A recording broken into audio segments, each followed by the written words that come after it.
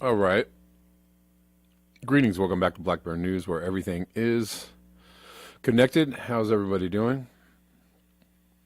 Good to see you all. I'm going to jump right in. We're live on Rockfin, YouTube, and Callin. And hopefully everybody can see me and hear me.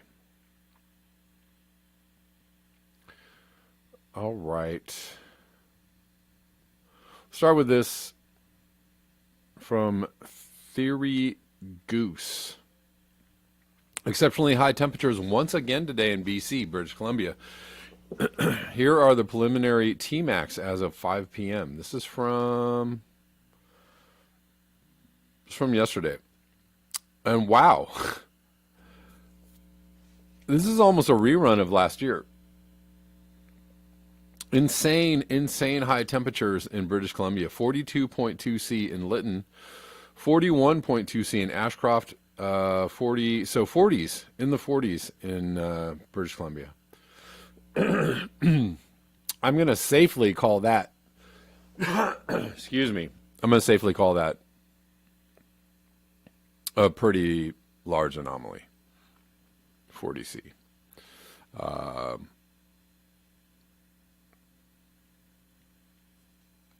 Give me 1 second.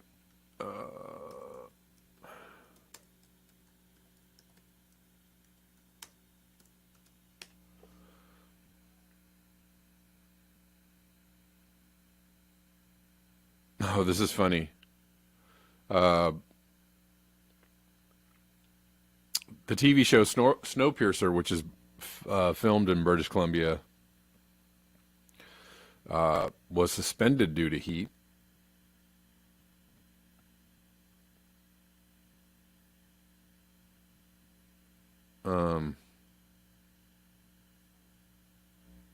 Hold on 1 second. Nothing to see here. Yeah, no, heat doesn't hurt anybody. It's not a thing. What?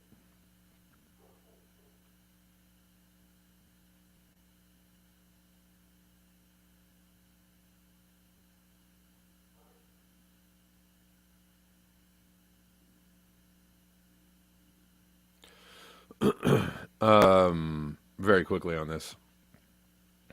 Temperatures hit the mid-90s on the drama's outdoor set Thursday in southwest British Columbia. Since the drama takes place in a new ice age, yeah, actors are required to wear heavy winter clothing. Yeah, I guess that would be kind of hot, right?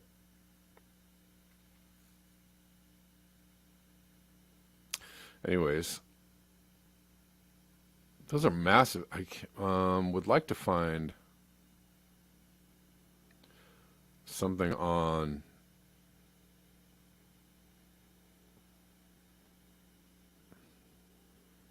not a video.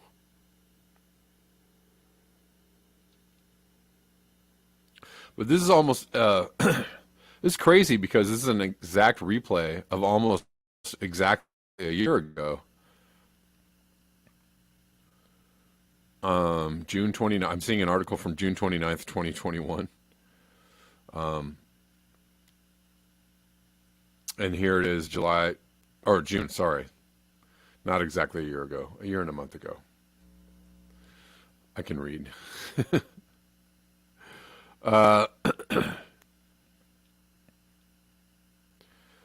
And this is from 2 days ago. Unrelenting heat breaks more temperature records across BC. Province recorded top dozen highest temperatures in Canada on Wednesday.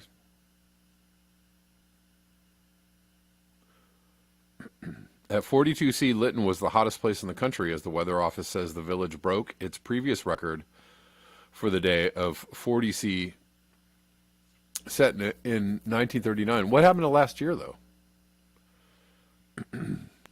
Oh, for the day, I guess.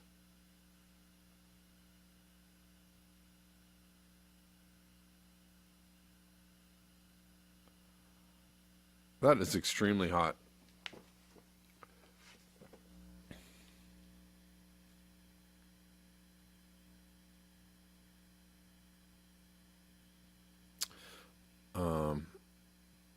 Yeah, so Lytton again hitting 42C as it did last year.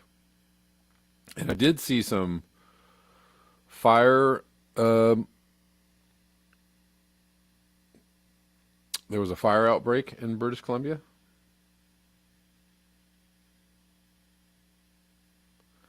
Kevin Shanholzer on Rockfin says it's about time heavy metal gets some respect on BBN. You know I like it all if it's good.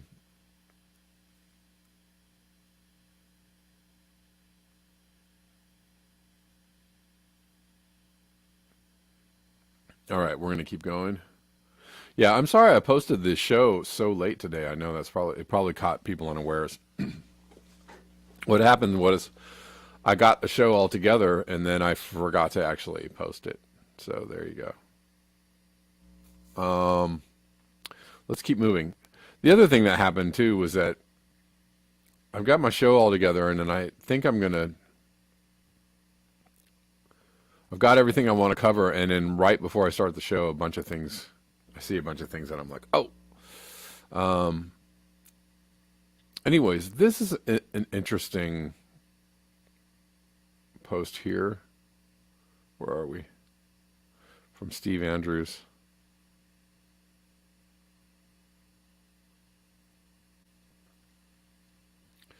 There is no climate scam, but there's a very real climate crisis or climate emergency.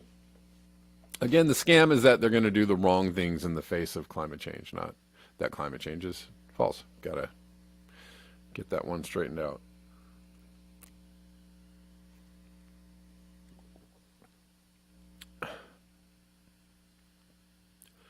There is no climate scam, but there's a very real climate crisis and climate emergency that's destroying forests, killing wildlife and people, and drying up rivers and lakes.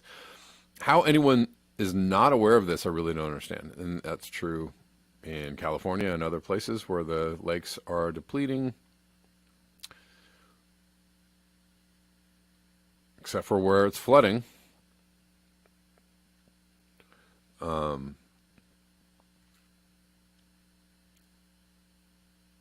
Site of parched farmland, riverbed, severely depleted lakes and dams are a pretty unusual sight for northern Europeans.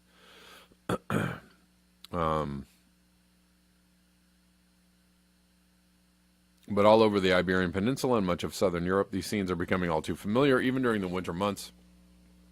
Remember, too, the Alps are also not so alpine anymore. They're losing a lot of the snow cap that they usually have. There was a time when devastating scenes of extreme drought were only witnessed in faraway lands such as Africa or Australia, but when I traveled around southern Europe earlier this year, I was taken aback by how widespread droughts have become, especially in many parts of southern Iberia.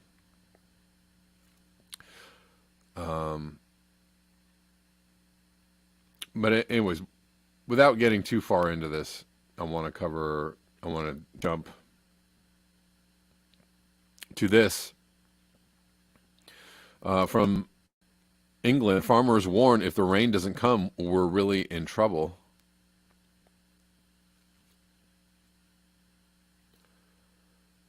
So they're facing drought in England, and also high temperatures are not good for the things that are growing there. Those period between January and June this year was the driest in England since 1976. Those dry conditions, which came to a head last week with last week's heat wave, are causing serious problems for farmers, with some saying they are losing large swaths of crops as a result.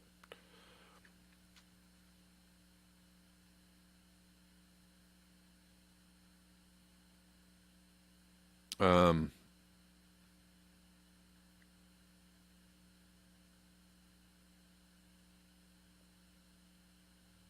The heat wave, one farmer says the heat wave we experienced cooked some of the varieties on the bushes, so the currants didn't actually ripen, they just cooked. He estimates he lost 25% to 50% of some varieties, so that's had a major impact on yield and quality. He knows some fruit farmers in Norfolk and Essex who have lost 75% of their varieties due to the weather. And yeah, nobody is making that up. So farmers are facing, difficulty from multiple fronts, with some governments insisting that they change their farming practices or trying to buy them out of their businesses. And I don't know whether we'll debate all of that today. But we know that it is a problem, right? Nitrogen release is a problem. Nitrogen emissions are a problem. Pesticides are a problem. So it could be an extremely nuanced situation, maybe how they're dealing with it not so well, but doesn't mean the problem does not exist. But I'm wondering about, I see farmers protesting in Spain or in other places in Europe, and it's super hot, and I wonder how they feel about, I wonder what kind of things they're experiencing due to just the change in the climate. Like, are they... I'm sure other things are going on as well. All right, let's keep going.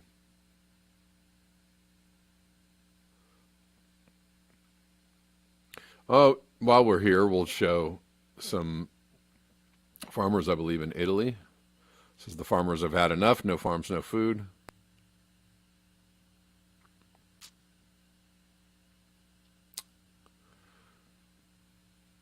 Yeah, and I am extremely skeptical and suspicious of some of the things they're doing in the face of trying to fix this problem, nitrogen problem, or other problems with farming. If they're buying the farmers out of the land, who is stewarding the land, and how accountable are maybe corporate agriculture being held, to these standards, right, of nitrogen,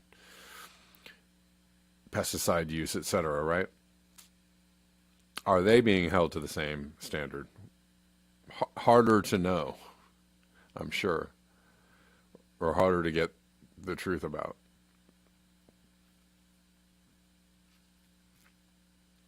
All right.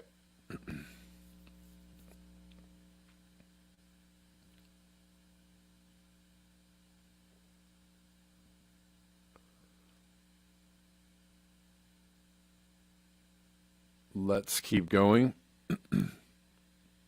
Saw this from Elliot Jacobson.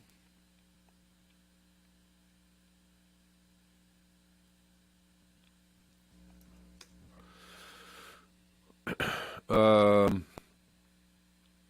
accelerating drumbeat of worse than expected, sooner than expected climate disasters is getting louder and louder each day. And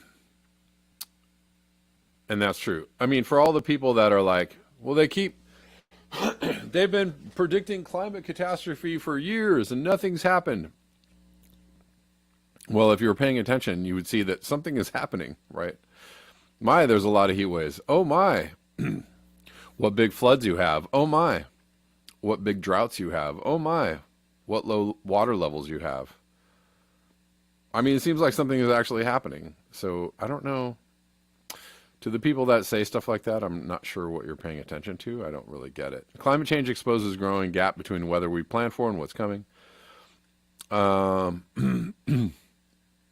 they were setting some controlled burns, and I'm sure people will be like, oh, they set these fires.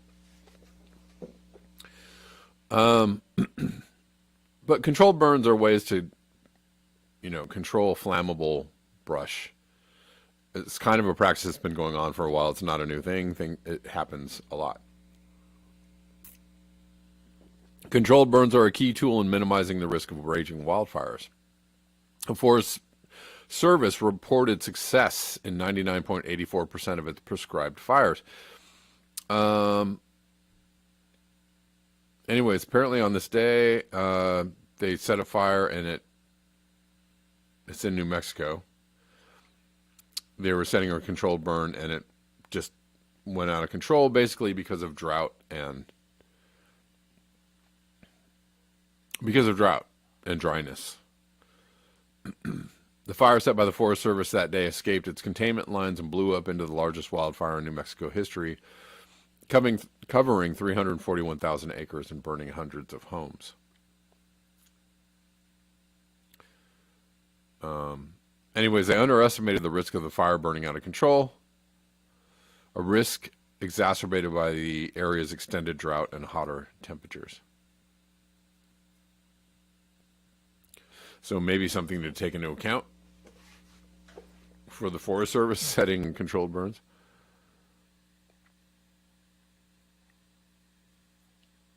Scientists have been predicting wild and increasingly extreme weather fluctuations resulting from a warming planet for decades, but events like the New Mexico fire expose a widening gap between a new normal of extremes and a world that prepared for weather events using numbers from a static climate that no longer exists. Consider, across the country, the federal rainfall benchmarks engineers and developers use to plan new roads and buildings are outdated, in some cases by decades, putting the U.S. at risk for more flooding. In the Pacific Northwest, few would have believed temperatures could climb as high as 121 degrees in the perennially cool and rainy region until it happened last year. Hundreds of people died in a heat dome event that struck the last week of June and brought some of the highest temperatures ever recorded there. In the West, warnings that drier times were coming haven't averted the problems caused by a record 22-year mega drought that has threatened drinking water supplies. For many cities, lakes are drying up, some crops are failing, and many believe decades-old water allocation laws need to be renegotiated. The problems are likely to get worse, of course, because climate change is not going to get better. It's not going to magically go away. It would be nice if it did.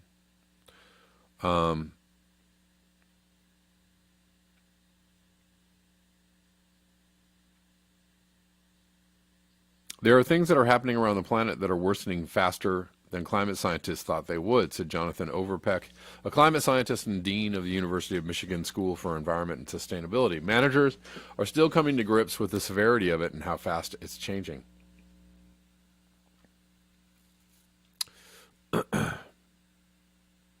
When Texas officials met with the National Weather Service in 2018 to update their decades-old benchmarks, they found that the likelihood of a 100-year storm, meaning there's a 1 in 100 chance of such a storm in any given year, had quadrupled in Houston. The outdated figures leave much of the country vulnerable to more flooding. People are already paying the price for living with outdated weather projections in the West.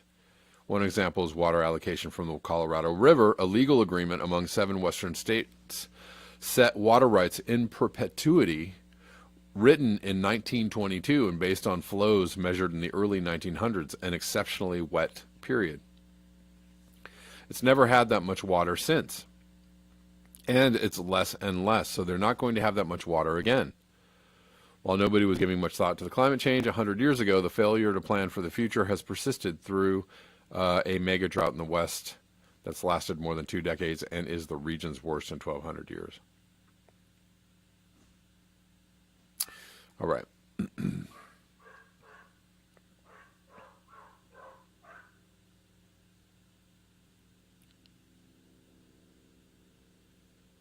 the past, weather modelers tended to average things out because that made for better forecasts, but maybe we need to pay attention to those spikes. Talking about spikes in any weather event. Hold on, let's go back a little bit. Models, scientists run climate models thousands of times, watching the outputs change as they use different variables. Overall, models are quite good, they say. The models predicted more extreme events as the Earth warms and the weather grows more erratic. Those spikes show up more often, said Brett Anderson, a senior meteorologist with AccuWeather. For 20 years now, we've been told that drier areas are going to get drier and wetter areas are going to get wetter. But in the past, weather modelers tended to average things out. Maybe we need to pay attention to those spikes and not rule them out anymore. An example of such a spike was the heat dome that baked Oregon, Washington, and Canada's British Columbia in June 2021. Temperatures hit 108 in Seattle and 112 in Portland. An after action report prepared by Oregon Governor Kate Brown called the event unprecedented, which it is. Those are definitely record breaking events.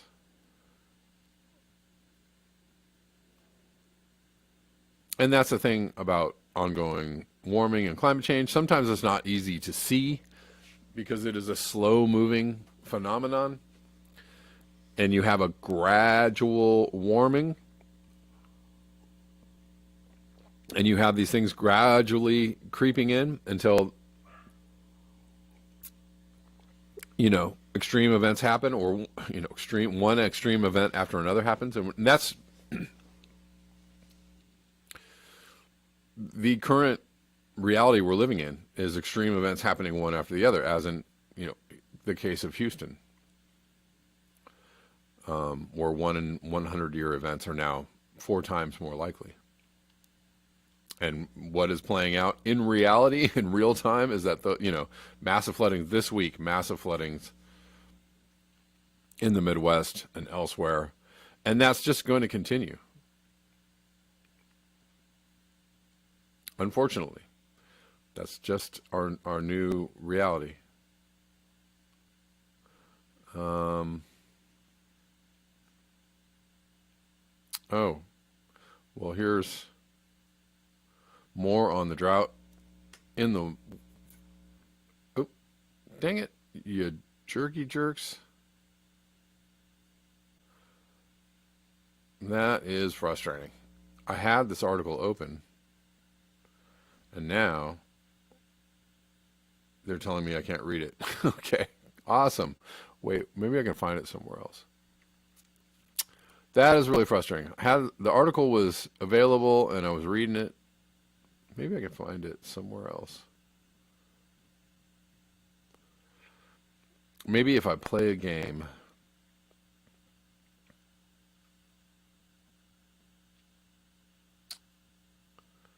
Where be ye?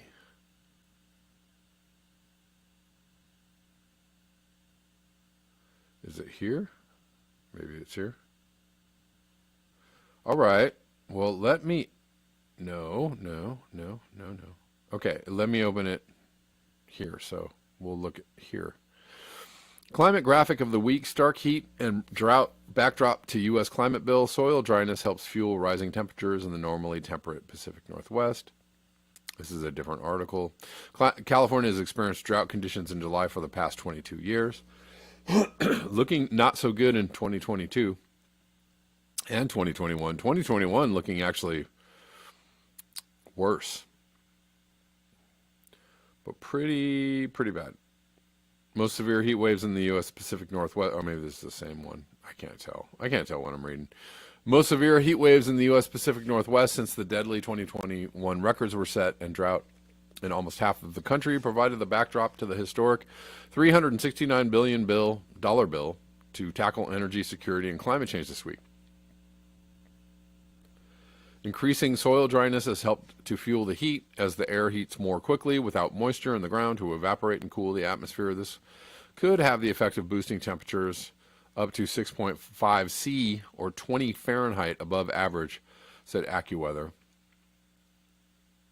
While the temperatures in parts of Oregon and Washington states fell short of all-time records set in the late June 2021 heat wave, it said the past week's heat had greater staying power. Portland hit a new daily record high of 38.9 C at the start of the week and was on track to equal its longest streak of 6 consecutive days of 35 C or 95 degrees and higher. And I wonder also about, supposedly they're supposed to have 3 100-degree days in a single week, and I think that would probably smash some kind of record there.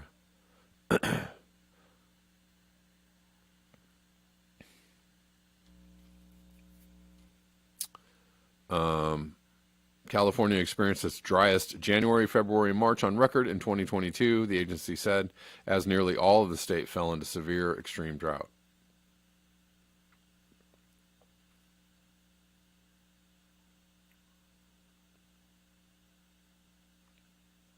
In some areas, however, changing rain patterns such as short bursts of very heavy rain might contribute to a worsening of droughts, the study concluded.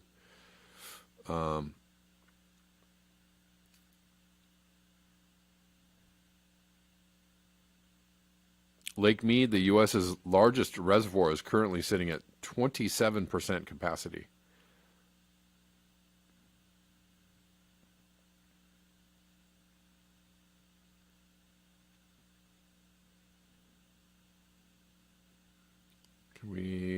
I don't know if we can see this better, but I don't know.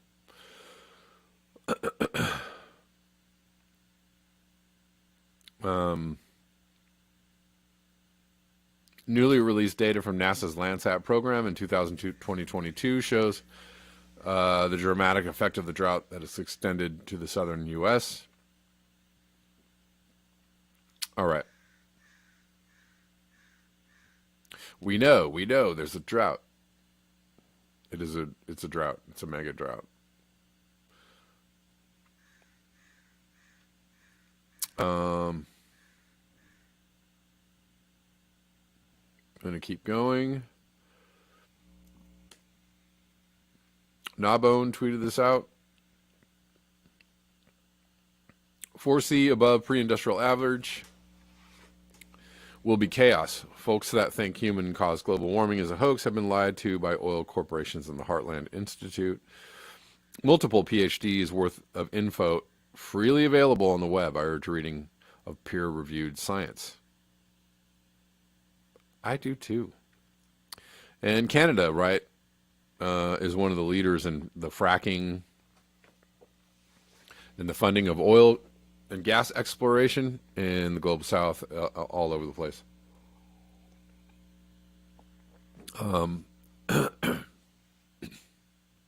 Excuse me, Canada's leading in ecocide, offering the world a death sentence.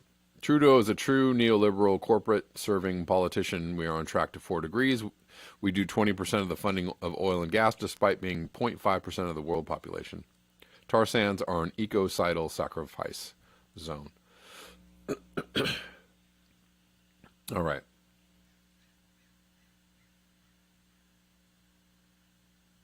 Oh, I'm sorry, I didn't show that. There you go. You see it now. I'm just going to play this real quick because, yes, I know she's sitting at a World Economic Forum event, but I'm pointing out the language of calling Jane Goodall kooky. She's been an environmentalist, leading environmentalist for a long time. Revered would be a really good word to use for Jane Goodall. Even though she's sitting at a World Economic Forum event, this does not make, the idea of overpopulation a crazy one to consider or talk about. And that's my problem, is how people react to this discussion, calling people kooky or psychopaths or nutbags or nutcases or crazy kooky people. Are there bad people in the world out there that want to do people harm? Of course there are. But let's listen to her. Oh, of course we can't, because I don't know why this has been happening. Here we go.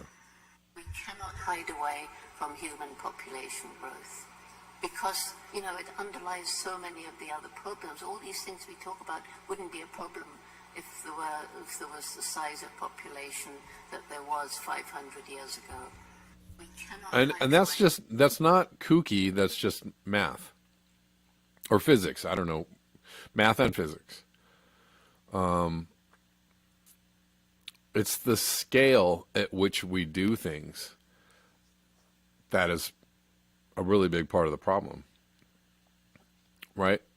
It's bad to poison the planet, or it's bad to do destructive things to the planet, and which we love to do.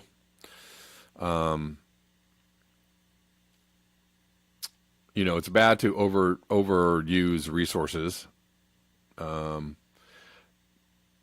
all those things are destructive and harmful, or maybe not good to the planet. But the planet, when you do that to the scale at which we are doing it, the planet cannot recover, and the planet gets sicker, and nature gets sicker, and we keep on. We have the total and utter right to do anything we want. Why? Because we're the dominant species on the planet. And so why wouldn't the dominant species on the planet reject any and all discussion of the idea that maybe the dominant species on the planet might be doing the wrong thing? Well, of course we wouldn't. Of course we're not doing that. I even heard someone say something ridiculous, like they want to take your rights away in order to save nature. I was like, I mean, okay, I'm not a fan of taking people's rights away, but I'm just like, as if the idea of saving nature is like totally bonkers. It's like they want you to put a fire alarm in your they want you to put a fire alarm, buy a fire alarm in order to save your house. That's crazy. It's not even the same things. It's probably the worst analogy possible, but I'm just, what I'm saying? Like nature, everything we do, our entire existence relies on nature actually functioning, having a functioning habitat. Nature is our home. The earth is our home. This is where we live, right? And if you destroy nature to a degree, then nature is not going to be able to help you out there. When you are asking nature to, come on, nature, can I grow some food?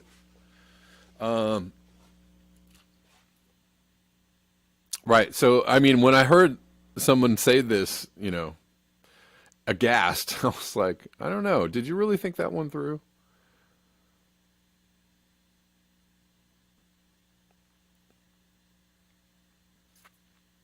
But here, so you know what? That's the last thing I want to talk about that. And YouTube, enjoy you hanging out with me every day, but I'm going to continue this video on Rockfin because I don't know. We're going to talk about other things.